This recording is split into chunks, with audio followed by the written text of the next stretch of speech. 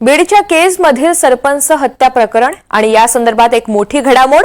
आमदार सुरेश धस यांनी मुख्यमंत्री देवेंद्र फडणवीस यांना एक पत्र लिहिलंय। मास्टर माइंडला शोधण्यासाठी एसआयटीची स्थापना करा अशी मागणी त्यांनी केलेली आहे। आरोपीला कठोर शिक्षा करण्याची सुद्धा मागणी या पत्राच्या मार्फत करण्यात आली आहे। त्यामुळे बीडचा मोठा नेता धस यांच्या निशाण्यावर असल्याची जोरदार चर्चा रंगली आहे। सुरेश धस यांचा निशाणा नेमका कुणावर याची चर्चा रंगलेली आहे। मास्टर माइंडनं अनेकदा कायद्याचा गैरवापर केला असा दावा सुद्धा पत्राच्या मार्फत धस यांनी केलेला आहे। स्थानिकांवर मास्टर माइंड अन्याय करतोय अशी तक्रार धस यांनी केलेली आहे। या सगळ्या संदर्भात माझे सहकारी राहुल कुलकर्णी आपल्याला अधिकची माहिती देणार आहेत। राहुल, धस यांनी या पत्राच्या मार्फत नुसती एसआयटीची स्थापना करण्याचीच मागणी नव्हे तर अनेक गंभीर आरोप सुद्धा केलेत।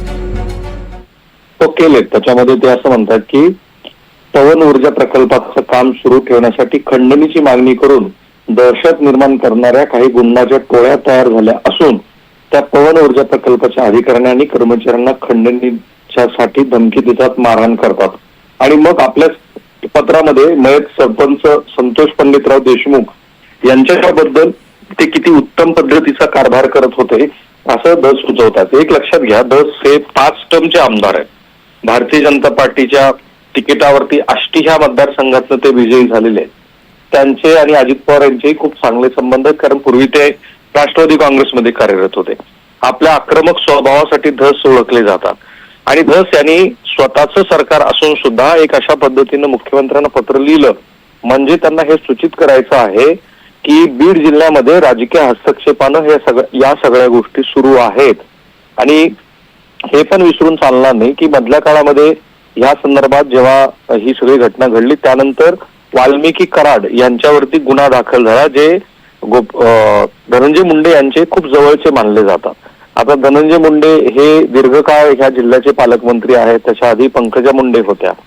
जर या 2 नेत्यांच्या संदर्भामध्ये प्रशासन अशा पातळीवरती प्रश्न असतील तर त्याचा निपटारा हा अंतर्गत चौकशीतनं होऊ शकतो। परंतु अशा पद्धतीनं पत्र लिहून ज्याच्यामध्ये आका हा शब्द त्यांनी वापरला, आका हा खरं तर तसा उर्दू शब्द आहे, पण मास्टर त्याचा अर्थ असा आहे की धस यांना हे सूचित करायचं आहे की बीडमध्ये ह्या ज्या घटना घडतात त्याच्या मागे मोठं राजकीय पाठबळ आहे आणि ते पाठबळ असल्यामुळेच ह्या घडामोडी घडतायत। आणि म्हणून आपल्या ह्या पत्रातनं त्यांनी अशी मागणी केलेली आहे की या मास्टर माइंड आकाला शोधा।